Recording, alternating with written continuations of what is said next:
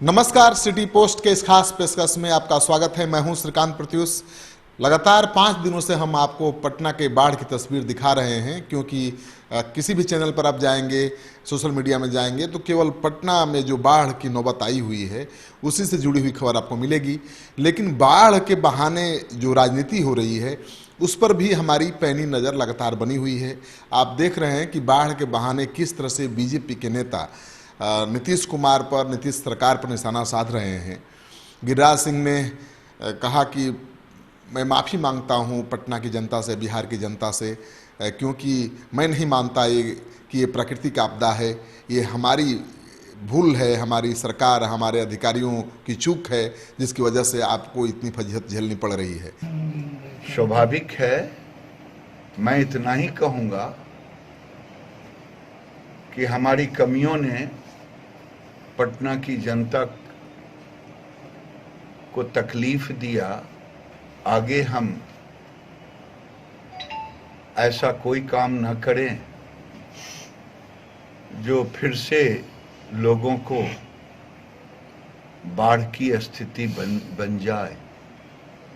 प्राकृतिक आपदा के रूप में इसे ना देखा जाए, इसे कुव्यवस्था करें। तो गिरिराज सिंह दरअसल माफ़ी नहीं मांग रहे हैं, वो माफ़ी मांगकर नीतीश सरकार को दोषी ठहरा रहे हैं। इसी तरह से बोगो सिंह विधायक हैं बीजेपी के, उन्होंने भी निशाना साधा है कि राहत बचाव कार्य के नाम पर नौटंकी हो रहा है, लूट हो रहा है। सचिदानंद राय भी इसी तरह से निशाना साध चुके हैं। तो जो बीजेपी के 4 बड़े नेता हैं बिहार के, वो लगातार नीतीश कुमार पर किसी न किसी बहाने निशाना साधते रहे हैं। लेकिन पटना में जो जल जमाव हुआ है उसको लेकर वो लगातार निशाना साध रहे हैं। तो पहले जेडीयू के नेता कहते थे कि ये तो स्थानीय नेता हैं, बीजेपी में इनका कोई वजूद नहीं है, अपने मन से इस तरह से उटपटांग बयान दे रहे हैं।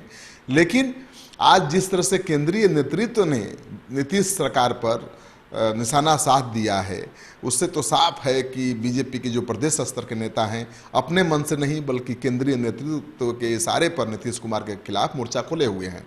दरअसल हुआ क्या है ये समझिए।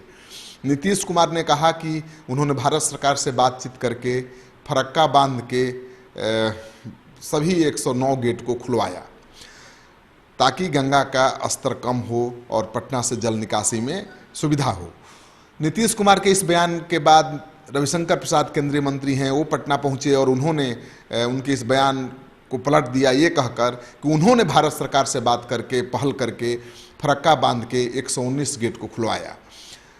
अब दोनों के बीच फरक्का गेट का, बांध का गेट खुलवाने को लेकर, श्रेय लेने को लेकर होड़ मच गई दोनों के बीच।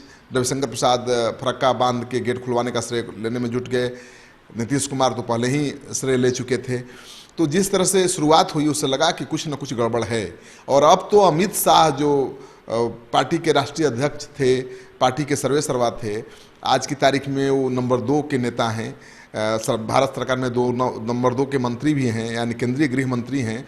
उन्होंने भी इशारे में नीतीश सरकार पर निशाना साध दिया है। दरअसल उन्होंने एक ट्वीट किया है और अपने उस ट्वीट में उन्होंने बिहार में और पटना में जो बाढ़ की आपदा आई है उसमें राहत बचाव कार्य चलाने के लिए रविशंकर प्रसाद की खूब तारीफ की है। उन्होंने पूरा श्रेय राहत बचाव कार्य का रविशंकर प्रसाद को दे दिया है।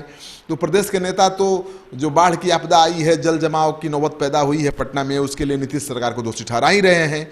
और जो राहत बचाव कार्य चल रहा है उसका सारा श्रेय अमित शाह ने अपने मंत्री रविशंकर प्रसाद को दे दी है। उन्होंने ट्वीट किया है कि पटना साहिब के सांसद लगातार पटना में जमे हुए हैं, उन्होंने ही प्रयास करके फरक्का बांध के गेट खुलवाए, उन्होंने ही कोल इंडिया से बात करके ज़्यादा क्षमता वाले जल निकासी का यंत्र मंगवाया।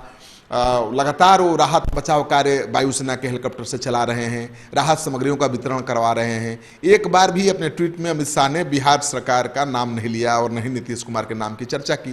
तो जाहिर है कि बीजेपी का जो केंद्रीय नेतृत्व है, जो आपदा बिहार में आई है, पटना में जो संकट पैदा हुआ है, उसके लिए नीतीश सरकार को दोषी ठहराना चाहती है, विफल ठहराना चाहती है और दूसरी तरफ जो राहत बचाव कार्य युद्ध स्तर पर चल रहा है उसका सारा श्रेय खुद लेना चाहती है, क्योंकि पीएम मोदी भी नीतीश कुमार को फोन कर चुके हैं और ट्वीट करके उन्होंने कहा है कि आपदा की इस घड़ी में बिहार के साथ केंद्र सरकार खड़ी है, जो भी सहयोग और मदद चाहिए केंद्र सरकार देगी।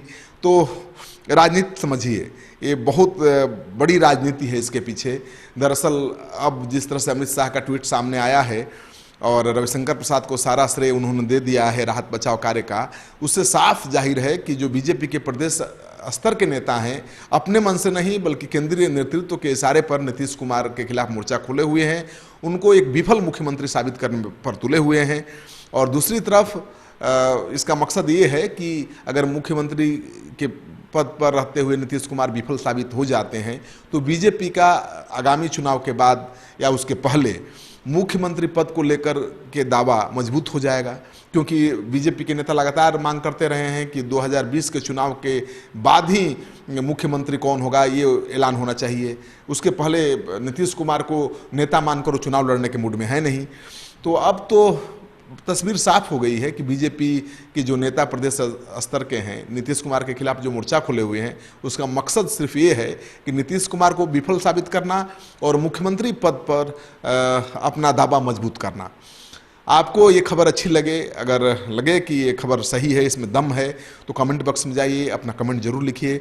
अगर आपने अब तक हमारा चैनल सब्सक्राइब नहीं किया है तो कर लीजिए। आपका सहयोग समर्थन लगातार मिल रहा है, उसके लिए बहुत बहुत आभार, धन्यवाद। क्या आप जानते हैं कि घर बैठे आप अपनी स्वास्थ्य समस्याओं का सलूशन पा सकते हैं सॉफ्ट केयर मोबाइल ऐप के द्वारा। अधिक जानकारी के लिए आप संपर्क कर सकते हैं। हमारे फोन नंबर्स हैं 9472981111, 9472982222।